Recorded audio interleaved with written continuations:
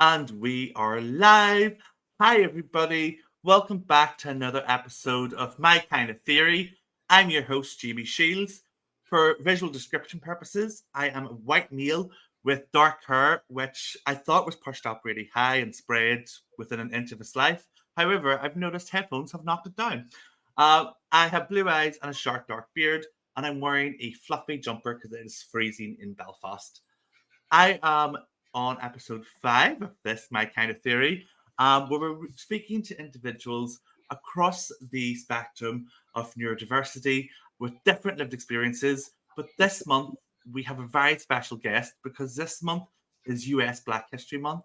And I think if we didn't have this conversation, if we don't talk about the historical impact and the current systems that I think still segregate a lot of people based on their skin tone and within this space. I think it's so important that we have that representation and we talk about the context of Black History Month and neurodiversity, specifically autism and ADHD. So I am going to welcome my guest, but I am not going to butcher your job description, what you do, because I think let's get that from you, Jade. So, Jade, do you want to do a visual description and tell us what do you do? Hi, happy to be here. Thank you for having me, Jamie. My name is Jude Afolake Olubodun. I am a Black trans man, brown skinned with honey blonde, ombre blown out hair, very cute heart glasses, and femme figure earrings with a butterfly jersey that I'm really proud of. Um, and I am a transformative justice educator and autistic coach. I am also disabled to have autism, ADHD, OCD, OCPD, which people are not as familiar with, obsessive compulsive personality disorder, um, and CPTSD, and I am a manifesting carrier for muscular dystrophy, and I am the parent of 2 neurodivergent, 1 disabled child. And so, what I really love to do is to bring transformative justice to everything that I do. And I feel like disability rights and transformative justice go very much hand in hand because it really involves trying to bring a foundation of what is needed to address situation, to address violence, to address oppression, to address just to address the oppressive violent systems overall that we endure that cause this that cause us to be marginalized identities, that our marginalization isn't something that's natural, but it's like the system itself that puts those labels upon us to be able to describe what is happening to us. Being autistic, there's the fight, flight, freeze, or fawn response. And so a lot of time, a lot of autistic people tend to fawn. Not everyone, I'm not saying, but I believe you don't have to be autistic to fawn either, where you'll pretty much do what that person wants from you, especially that authoritative figure wants from you without actually understanding what's going on, but pretty much knowing that it's the way to navigate harm. A lot of times still being harmed, but being able to choose what you can endure or the harm that you know how to protect yourself best against. And so with transformative justice, it encourages and requires that investigation to be able to ask questions, to be able to understand the things, why this person made this decision, why this person is unaccommodated, understanding the very core of these oppressive systems to be able to dismantle them piece by piece so that we're not neglecting each other. And especially, I feel like in disability rights and overall in a lot of movement work, disability tends to be ignored, even though everyone at one point in their life, if they live long enough, will become disabled if they're not Yeah. already and don't understand that they are. Disability is considered a very bad word, especially in working in in work, when you're expected to be an efficient producer, and if you're not, you're considered worthless to such capitalist societies. Um, so to really understand what is being inflicted upon you, the source of it, how they implemented it, so that you can create that map to get out of it, so that you can see that neglecting these intersections is actually more harm, and enforcing that harm to be propped up. It really helps with that community understanding that disability rights cannot come to be without Black liberation, that Black liberation can't come without feminist liberation, and addressing gender oppression. It can't come without ecological liberation. All of it is very much intertwined and important to not neglect, to be able to bring about the kind of goals that we're trying to reach in the first place. I loved everything you had to say from the moment you started speaking, Jude. My head was just bobbing. So anyone who's watching me on camera is just like watching me bob away, smiling. Um, but I think I was going to ask you because I am based in the UK, and particularly within the space of DEI, we don't normally in the UK we don't ever really hear the word justice in there, but we look across the water at the Americas or the US, whatever way you're calling that. We see justice very much at the forefront of this conversation. And I was going to ask you, can you explain a little bit about what that means? But you did such an incredible job at explaining what your role was. And I'm really glad that we are speaking about intersectionality, because I think anyone listening to this, and we ourselves know, it's not thought about. We are considered in the workplaces as one identity. You can't be disabled, black and gay. You can't be more than one thing, right? So they kind of pigeonhole you. And then how do you bring your authentic self if you're being pigeonholed into one group or one community? So I want to ask you a little bit about your own journey. What got you into this work? Really, what got me into this work, and I do want to explain. I do want to touch on that question that you had Yes, about please what do. is this too. But really, what got me into this work was my own journey and discovering myself. It started with understanding my daughter's neurodivergence, and she was diagnosed with ADHD. And being there, seeing the assessment, seeing the psychologist. Um, was very religious, but the only one that we could afford, but even then having to pay out of pocket thousands of dollars to be able to get that assessment in the first place, where they said that my daughter tested with ADHD, and they usually would have diagnosed her with autism, but because on the assessment, her teacher said that she made friends, that they didn't give her the autism diagnosis. And honestly, that felt odd. It's like, so autistic people can't have friends. And even then, understanding the assessment, because I looked at it too, I had to feel it out too. There's no nuance to it, or it's just black and white. There's no spectrum of life. And we don't live in black and white. We are a spectrum of life in everything. And so a lot of with those friends, um, they loved my daughter and they were very protective of my daughter, but at the same time, she didn't really know or understand them as well.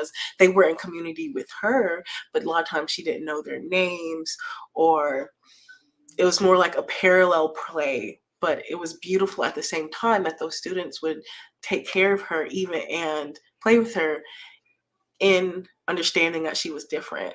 And one, you can't fill all of that out on the assessment. Um, but two, I could tell by the assessment that being a lot of times being neurodivergent, to be able to get that diagnosis was like, if the people around you feel like you are a burden, if they feel like it's a very dehumanizing sort of thing, that a lot of times autistic people in assessments, we tend to be very literal. Yes. And so we're not answering in the way that they want us to. And it's like, are you uncomfortable wearing socks? And he's like, well, I actually have this system of how I can wear the socks and still have them on. And like this whole thing. So it's like, no, because I know how to wear socks. But in reality, it's like, actually, you are uncomfortable wearing socks. You've made that accommodation for that system to be able to wear the sock. So, but just this assessment that is very honestly oppressive and dehumanizing is not going to allow that sort of space. Um, and so seeing that where it's like my daughter can't be autistic because she has friends, I started thinking there's something to this. There's something wrong. And I already worked in grassroots movement work. I started with queer justice and racial justice. Um, but suffering when the pandemic hit and really starting to like wear down with everything that was going on, understanding that I was disabled, I figured out that I had ADHD while trying to learn how to program again and for a job. And because I have dyscalculia and all the information was coming from this website called addattitude.com. It's like, why is it coming from this website? And it just brought me to that. And then I saw this seminar that was on there, and it's like you could like the commonalities between autism and ADHD. And I was like, I'll just watch that. But then I just started sitting back and my eyes were just like widening like dinner plates. Like, that's me. How did they know? Is that me? I no wonder my daughter, like everything started making sense, and I started to understand why I was struggling with a lot of things, why I felt very isolated and very othered in a lot of things, and trying to prioritize things in my life and understanding myself and grieving and understanding my children. It helped me to get my daughter to understand a diagnosis I would not have known if I was not in the disability community and had not been where I was and gotten the introduction to neuroclastic. And neuroclastic has opened the door to so many opportunities with that visibility. And just a lot of my journey was like moving through and trying to understand.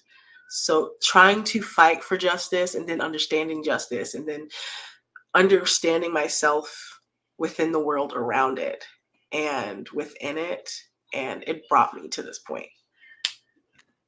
I don't know if you noticed when you were speaking and you were talking about that recognition of recognizing yourself, but equally the barriers that your daughter was facing, that you can't have friends. It's just this like one size fits all approach that Mhm. continues to appear. And I felt a wee bit emotional, and I don't know if and I don't know why I'm sharing this. This just brain dumping onto you because I think it's so important to recognize that moment when you realize, oh my goodness, this is me they're talking about. Because I had that same moment in the training and they were talking about ADHD. And it was like there was nobody else on the training. This person was stepping out and talking to me. And I can remember just sitting there for the full hour, jaw on the floor, and I had started to take notes, but had stopped because I was like, oh, they're talking about me. So thank you for sharing that with us because that's such, I think it's so important that we share these stories so that people understand what that journey is like, but equally the barriers that some individuals face along the way. And I want to ask you, Jude, you've been very open about your children, about your own experiences. I want to ask about Black History Month because it is Black History Month in the US. Now, please correct me if I'm wrong. But the theme is celebrating African American artists. Am I right to say that? For Black History Month? Yes. Just Black history in general, like not just artists, but like Mhm. of course like activists, organizations, um, just Black people and our accomplishments, spanning across time and space. Yeah. um, Well, and yeah, go ahead. no, go ahead. Sorry, my Oh, connection may there- have dropped there. no, you're fine. There was one thing I wanted to go back to when Mhm. talking about getting my own autism diagnosis. I was denied the Yes. first time because the psychologist, who funnily enough was I feel like not the one size fits all, but the questions on the assessment or Mhm. things he was asking me, he fit the mold. Quite honestly, like if I felt like very much he most likely was autistic as well. But on the assessment, he said that I couldn't be autistic because I had been married before, because I had children, because I had been working out a lot and had lost a lot of weight. Even though on the assessment, I said that I had an OCD induced eating disorder and worked out obsessively. So that's where that came from. Um, that because I worked in organizations that and other things that I'm not recalling right now, that I could not be autistic when all of these are just human things.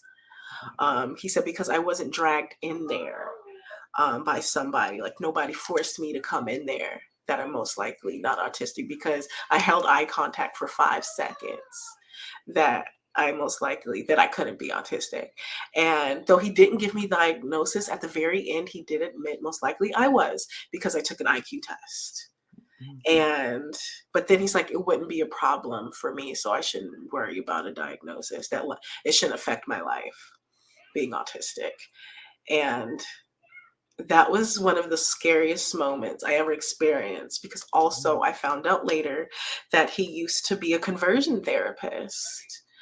And being a trans man, like I wouldn't have been safe in that environment. And I didn't feel confident speaking up in an environment where that man had so much power over this diagnosis I'm trying to get. I did get my ADHD assessment and I'm trying to get resources for that. So such getting an assessment and understanding yourself, the journey can be quite violent. Yeah. And the difference in treatment, being femme presenting, being queer, having to hide that part of myself, which masking so much of myself too, to be able to be considered like the right type of autistic. Like if I'm considered some kind of threat to this man by unmasking to a point where I'm considered hostile, then using that against me to not get diagnosis. Like there's so many barriers that come with that, that is also like so painful, as you still know, you see yourself in the assessment, or you see you just know these things about yourself when talking to your community and other people, but getting in that room and going through that process and being in such fear and trying to find yourself or reach yourself. And it's meant to be like the part that really angers me here is that this is meant to be a safe space where authentic you is meant to be all of you and you're meant to be able to have these conversations. But when you're already facing barriers, and I hope I'm saying this properly, and if I'm wrong, please do correct me, but you're having to deal with the barriers that a, because you identify as black, you're a black person, you are going to be perceived as aggressive for coming across one way. Because you identify now, you are a trans man. That also comes into play if this person's past as well. So you are facing these two barriers, but then equally, just these also added oppressions that for somebody like me who went into an assessment, I didn't have to experience. Do you know what I mean? So I wonder, could you talk a little bit more about that? Because I think what we don't hear, and I think as a white person, and I'll be honest, I didn't learn about racism until I was in my late 20s. I'm in Northern Ireland. There's only one thing you can be different in Northern Ireland, that's Catholic or Protestant. Our history of religion and conflict is troubling, we'll say. But when I look at my education, I didn't know about racism. I didn't learn about oppressions until I spoke to individuals who were black and brown, who were non-white minorities. And I want to ask you about this. How do you explain this to somebody who is white? How do you explain these oppressions that they are just too privileged to have seen or to have witnessed? Um, with that question, I think it also good to touch on one of the questions that you said at the beginning about like what is justice. Yes. Um, and so a lot of the times we mistake justice for diversity when there's even a step in between there. A lot of the times we think that diversity is the end goal, but you can have all different marginalizations in one room, like a company and hiring and affirmative action, just having so many different marginalized groups and different identities in one room. That's diversity. But if you don't have any voice or any kind of power um, in or agency in that room, and you're just existing there, um, then that's not justice. when you do have power to speak in the room and to make decisions, that's equity. But when equity or equality, but justice is addressing and removing those oppressive barriers in the first place. Well, not in the first place, but as we build and grow. And so, injustice, so that's why it's really important to remember those intersections, those overlapping. Because a lot of times, because if we don't face these oppressions ourselves, then it's hard to see what needs to be dismantled in the first place, or how it's going to affect it. In a lot of movement work that I've done, I have faced a lot of neglect and having to hide myself at different crossroads and marginalizations, like working in queer justice, but I live in a predominantly white city. And so overlooking the racism that was going on, a lot of people feeling that because they were queer and faced that oppression, that they couldn't be racist or they weren't being racist, and that racism just revolves around not being prejudiced against people for different skin colors, when it's a lot deeper and a lot more insidious than that. And working in racial justice, but not feeling safe to be queer necessarily in all spaces. Working in disability justice and my Blackness, or what being Black and autistic means, and how existing in this world means to me, or affects me, and the oppression that it may affect me, and different as somebody with different identities affects them, but also understanding that even in those differences, that they're supporting each other and upholding that oppression. So when you're neglecting that and thinking that because you're fighting for this common goal of justice, that you may not even understand what actually is justice to actually reach the thing that you want. Not understanding that you're neglecting each other, and not understanding in that neglect that something that, sorry. Did not apologize. Yeah, it's something that, like, for example, a lot of non-speakers are neglected in disability justice.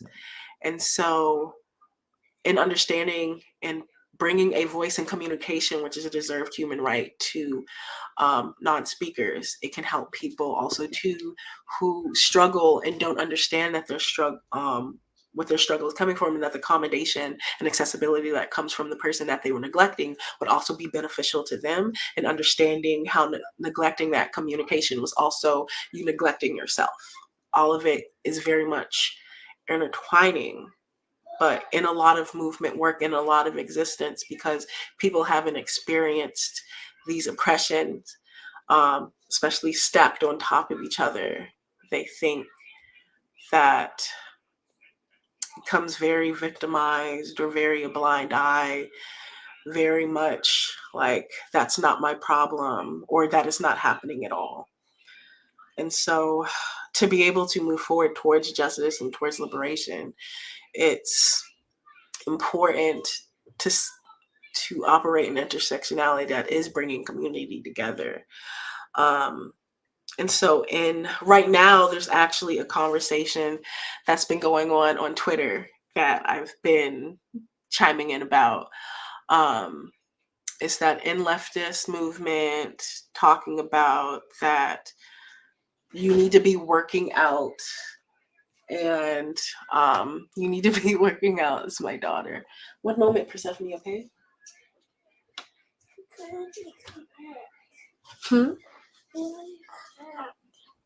In 10 minutes, okay? I need 10 minutes, less than that. Yes, please, can you do that for me?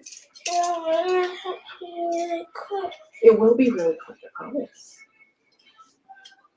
I can talk with her though too, but and so in that talk that's going on, they're saying that if you're not preparing for the future and working out incessantly and working on your body, that it's your fault. And pretty much it feels like leaving disabled people behind, because there's so many reasons that people may not be able to get physically fit in the way that they're expecting. Yes.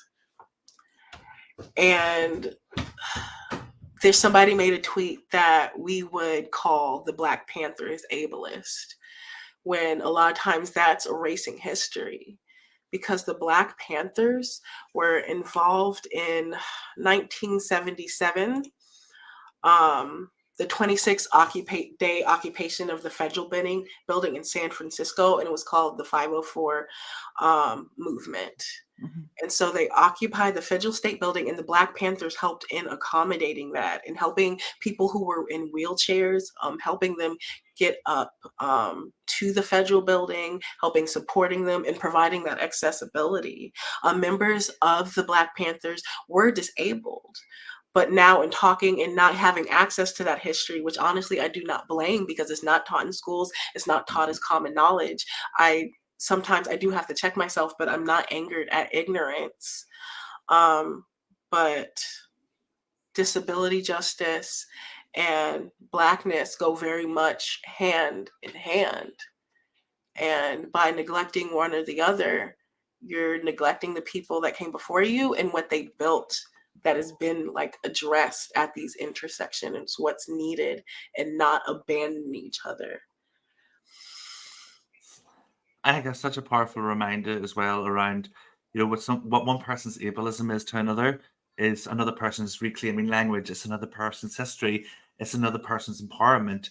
It's another person's identity. And I think this is what we always try to talk about ableism, is that it's not black and white as well. No.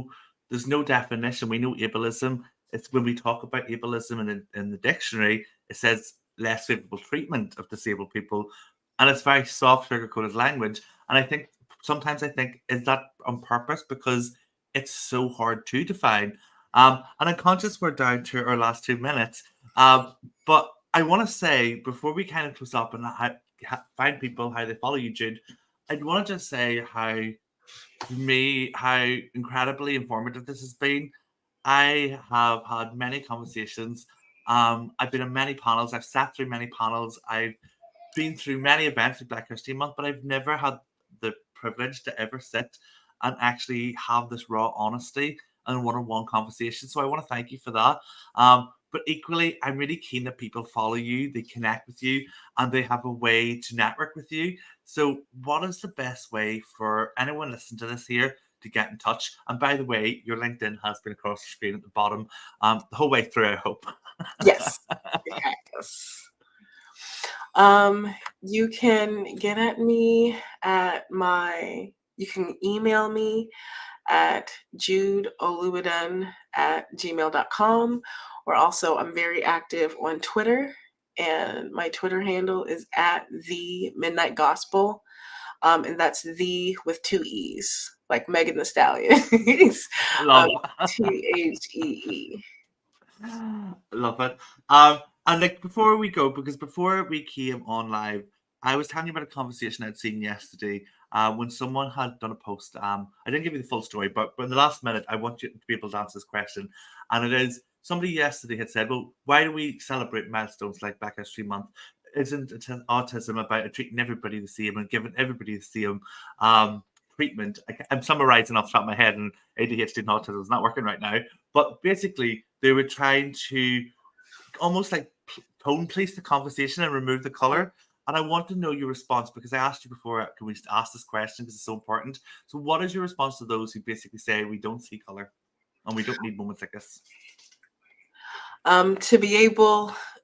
It's important that you see color because it's a part of how I'm identified in the world and how our ableism looks, how our oppression looks. Someone who is in a wheelchair and is not able to move without the wheelchair is not going to benefit from crutches in the same way who has a different mobility.